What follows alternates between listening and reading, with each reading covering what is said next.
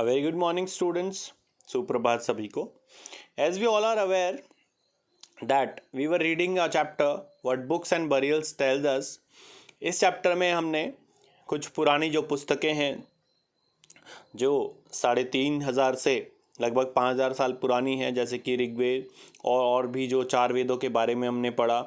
इसके अलावा उनमें किन किन चीज़ों का उल्लेख है, what are the things used by the people of that time, etc.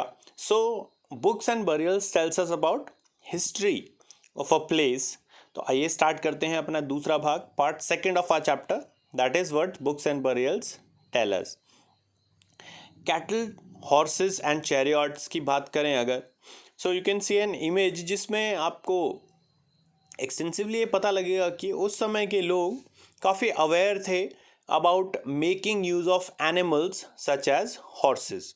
Horses का, काउस का, गोट्स का किस प्रकार से इस्तेमाल करना है वो भली भांति जानते थे. There are many prayers in the Rigveda for cattle, children and horses. ये हमें कैसे पता चला? क्योंकि ऋग्वेद में बहुत सारी प्रेयर्स, बहुत सारे हिम्स कैटल्स के लिए, बच्चों के लिए और हॉर्सेस के लिए लिखे हुए हैं. It means they were aware and they were using these animals for different purposes. अलग अलग कार्यों के लिए वो इन एनिमल्स को यूज़ करते थे. कैटल, ये जो शब्द है इसको हम अक्सर इस्तेमाल करते हैं गाय और भैंसों के रेफरेंस में. Horses are yoked to chariots that were used in battles. Horses को चैरियट से, रथ से बांधा जाता था और फिर युद्ध में, बैटल्स में, वॉर्स में इस्तेमाल किया जाता था. बैटल्स वर फॉट फॉर, अब आगे बात करेंगे कि लड़ाइयाँ क्यों होती थी. They were fought for land was using for growing crops like barley. क्योंकि ज़मीन को जो अपने राज्य से, अपने साम्राज्य से बाहर की है, अपने एरिया से बाहर की है, उस ज़मीन पर भी कब्जा करने के लिए, ताकि क्रॉप्स उगाई जा सकें, इसके लिए युद्ध होते थे.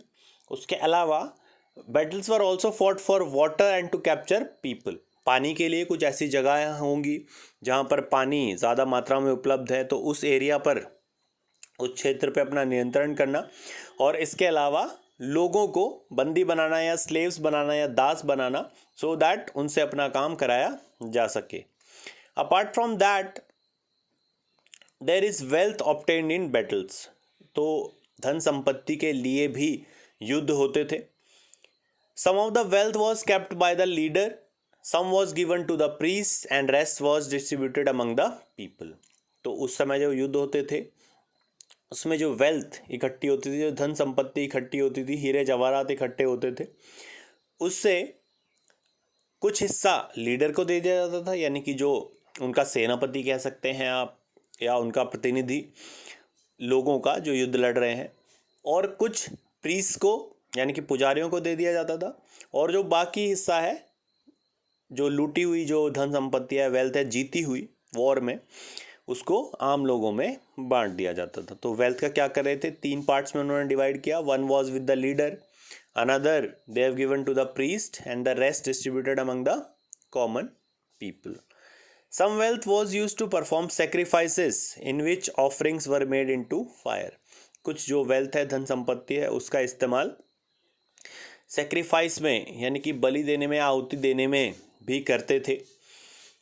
These were made for gods and goddesses. तो ये जो सेक्रीफाइसेस या हवन है या यज्ञ है, ये भगवान के लिए, देवी देवताओं के लिए किया जाता था. इसमें ज़्यादातर घी डाला जाता था या ग्रेन्स, या कुछ एक सेक्रीफाइसेस में एनिमल्स भी, but animals were very less used. Only ghee, grains and other products are used. So अगर हम आगे बात करें तो men took part in war, there was no regular army. अगर हम लड़ाइयों की बात करें आगे, तो जो मेन थे सिर्फ वही लड़ाइयों में हिस्सा लेते थे, पर उनकी कोई सेना नहीं थी. जैसे आजकल हमारी सेना है जो हमेशा हमारे देश की सुरक्षा के लिए तैयार रहती है, कभी भी युद्ध की स्थिति होने पर हमारे देश की रक्षा करेगी और अच्छे से युद्ध लड़ेगी. परंतु अब ऋग्वेदिक अगर टाइम की बात करें तो उस समय कोई रेगुलर आर्मी नहीं थी, यानी कि एक ट्रेंड या मेंटेन्ड या रिजर्व्ड आर्मी नहीं थी, बल्कि लोग असेंबलीज में आते थे और ऐसे ही इकट्ठे होते थे और फिर डिस्कस करते थे कि कैसे लड़ाई लड़नी है, अगर हो जाए तो कैसे शांति काल में रहना है, etcetera.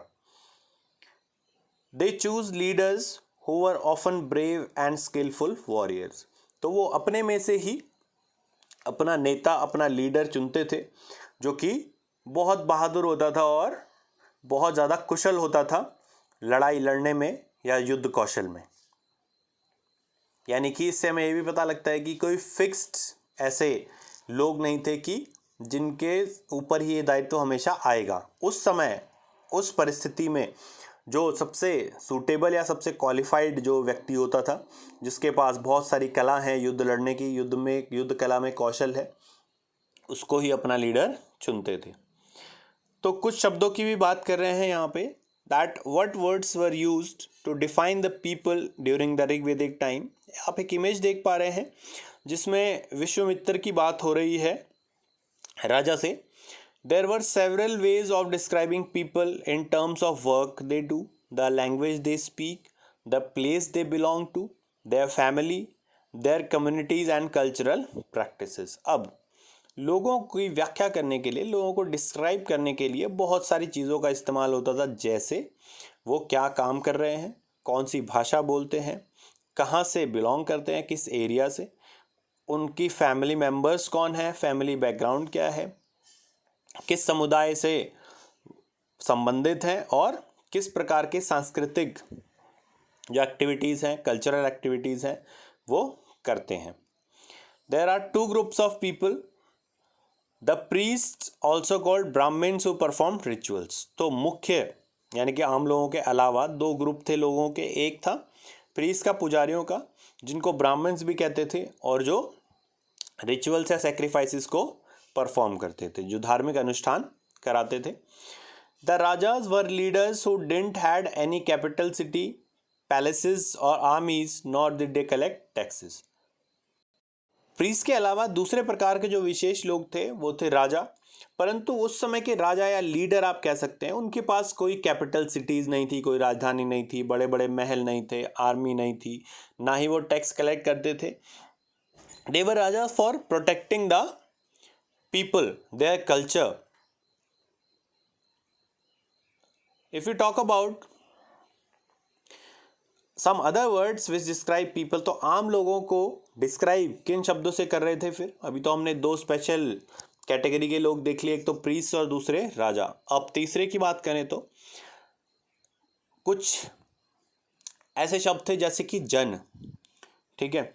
Generally sons did not automatically succeed fathers as rajas. तो अब आगे बात बता रहे हैं कि जो पुत्र थे राजा के, ज़रूरी नहीं है कि वो भी आगे जाके राजा बने। यानी कि जो एक लीडर किसी ने चुन लिया है, एक ग्रुप ऑफ असेंबली ने, तो ज़रूरी नहीं है कि उसी लीडर का बेटा आगे जाके भी लीडर बने। So they were having a democratic policy. Two words were used to describe the people और the community as a whole. दो शब्दों को आम लोग या बहुत एक लोगों के समूह को डिस्क्राइब करने के लिए, एक्सप्लेन करने के लिए, उसकी व्याख्या करने के लिए यूज़ किया जाता था। उसमें से एक शब्द है जन। वन वर्ड वॉज जन which was use for the common people. आम लोगों के लिए जो शब्द यूज़ होता था वो है जन। आज भी हमारी बहुत सारी भाषाओं में इस शब्द का अलग अलग रूप में प्रयोग होता है। The second word was Vaish which comes from the word wish, ठीक है। तो आम लोगों को डिस्क्राइब करने के लिए दो शब्द का प्रयोग होता था, जन और विश। सेवरल विश और jan are mentioned by name like Purujan, Yadujan etcetera. तो कम्युनिटीज़ के नाम भी दे दिए थे उन्होंने, जैसे यदुकुल या Yaduvansh, Raghuvansh etcetera. Now the people who composed the hymns described themselves as Aryas and their opponents as Dasas और Dasyus। क्या कह रहे हैं? वो लोग जो कंपोजिशन कर रहे थे ऋग्वेद में, यानी कि मंत्रों को लिख रहे थे, सूक्तियों को लिख रहे थे, उन लोगों ने अपने आप को क्या डिस्क्राइब किया, क्या डिफाइन किया, क्या नाम दिया? आर्यंस, ठीक है। आर्य वो अपने आप को कहते थे। और जो उससे अपोजिट, यानी कि जो सूक्तियाँ, हिम्स नहीं लिख रहे थे और काम कर रहे थे किसी और के लिए, उनको उन्होंने नाम दिया Das. The Dasas did not perform any sacrifice and spoke different language, और दास अलग प्रकार की भाषा बोलते थे और किसी भी सेक्रीफाइस या रिचुअल में उनको भाग लेने नहीं दिया जाता था. Later the term dasa came to mean slave, पर बाद में जो दास शब्द है उसका अर्थ निकाला गया गुलाम से, स्लेव से, ऐसे व्यक्तियों से जिसको युद्ध में कैप्चर किया है, जो ओपोनेंट्स हैं, जो विपक्षी हैं, और उनसे मन मर्जी का काम कराया जाता था. द स्टोरी ऑफ मेगालिथ्स पर आ जाते हैं. अभी तक हमने बुक्स के बारे में बहुत कुछ पढ़ लिया, बुक्स में क्या क्या लिखा था, किस प्रकार से लोग काम कर रहे थे, किन किन चीज़ों के बारे में वो जानते थे, कैसे उनका प्रयोग करना है, जैसे हॉर्सेस है, कैटल्स है, चैरियट्स है, इसके अलावा प्लॉ है, व्हील है, एट्सेट्रा. अब बात करेंगे मेगालिथ्स की.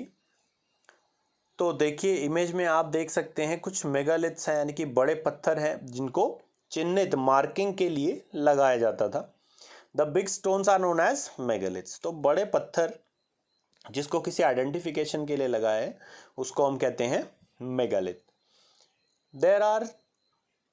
These are very carefully arranged by people and were used to mark burial sites. बहुत केयरफुली इनको अरेंज किया जाता था और जहाँ पे किसी व्यक्ति को दफनाया है उसको उसकी पहचान करने के लिए, उसकी मार्किंग करने के लिए बरियल्स को यूज़ करते थे. The practice of erecting megaliths began about 3000 years ago. It was prevalent throughout India. लगभग 3000 साल पहले ऐसे मेगालिथ्स यानी कि आइडेंटिफिकेशन के लिए बड़े पत्थर लोगों की कब्रों पर लगाने का काम हो रहा था. Some megalith sites can be seen on the ground while most of them were underground. कुछ मेगालिथ साइट्स ग्राउंड के ऊपर भी दिखती थी, परंतु ज़्यादातर जो मेगालिथ साइट्स थी वो ग्राउंड के अंदर थी, यानी कि जो ग्राउंड लेवल है उसके अंदर, जो आसानी से दिखे ना नेकेड आइज से. अब कुछ इंटेक्स्ट क्वेश्चंस हैं जिसमें मेगालिथ्स के बारे में एक एक्सरसाइज है जिसको अरेंज करना है हमने कि पहले हम कौन सा काम करेंगे, उसके बाद कौन सा करेंगे, ताकि हमारा एक बरियल तैयार हो जाए और मेगालिथ उस पर हम लगा दें आइडेंटिफिकेशन के लिए. तो आपकी बुक में एक पजल्ड सीक्वेंस दिया हुआ है, मैं उसको करेक्ट सीक्वेंस में लगाऊंगा. आप अपनी बुक को पढ़ें, उसमें जो पजल सीक्वेंस है, और अपना करेक्ट सीक्वेंस लगाने की कोशिश करें और देखें कि आपका सीक्वेंस मेरे सीक्वेंस से मैच होता है कि नहीं. The first is finding a suitable stone. Second, breaking boulders, जो बड़े जो पत्थर हैं उसको तोड़ना. उसके बाद ट्रांसपोर्टिंग स्टोन्स, उसके बाद उसका ट्रांसपोर्टेशन करना, उस साइट पर ले जाना जहाँ पर हमें लगाना है. उसके बाद शेपिंग द स्टोन, उसको एक पर्टिकुलर शेप देना. डिगिंग पिट्स इन द अर्थ, उसके बाद गड्ढा खोदना पृथ्वी में. फिर बरिंग द डेड, उसके बाद डेड को वहाँ पे दफना देना. और अंत में जो हमने पत्थर तैयार किया है उसको वहाँ पर प्लेस कर देना पोजीशन में, ताकि हम ये चिन्हित कर सकें, आइडेंटिफाई कर सकें कि यहाँ पे हमने इस इंसान को बरी किया है. If you talk about some common features of burials, अब ये तो हमने जान लिया कि 3000 लगभग 3000 साल पहले ऐसी प्रैक्टिस होती थी मेगालिथ लगाने की बरियल साइट्स पर. इनमें कॉमन फीचर्स क्या होते थे? So in your book there these 3 images are already given. The dead were buried with distinctive pots which were called black and red ware.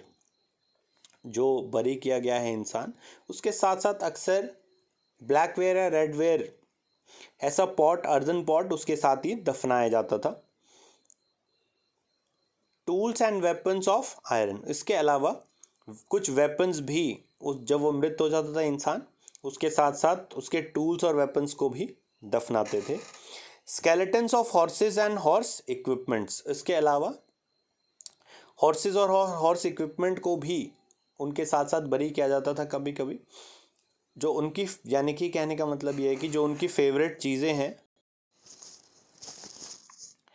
Another thing is ornaments of stone and gold are also buried.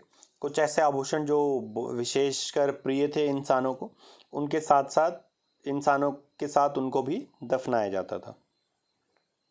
Now moving on to the assignment part of the chapter, we have question number first, why were battles fought for during the Rigvedic period? Question number 2, what were megaliths and what were they used for? Question number 3, what common features do you find at the burial sites? Question number 4, what was meant by the word jan? Question number 5. What happened to the wealth which was gained after a battle? I hope you understood the video, the information. Please like it. Share it with your friends, those who are not from your school, so that they can also be benefited from the information. Give your valuable suggestions through your comments so that I can make further improvement in the coming videos. And do not forget to subscribe the channel for latest updates and more informative videos. Thank you and have a nice day.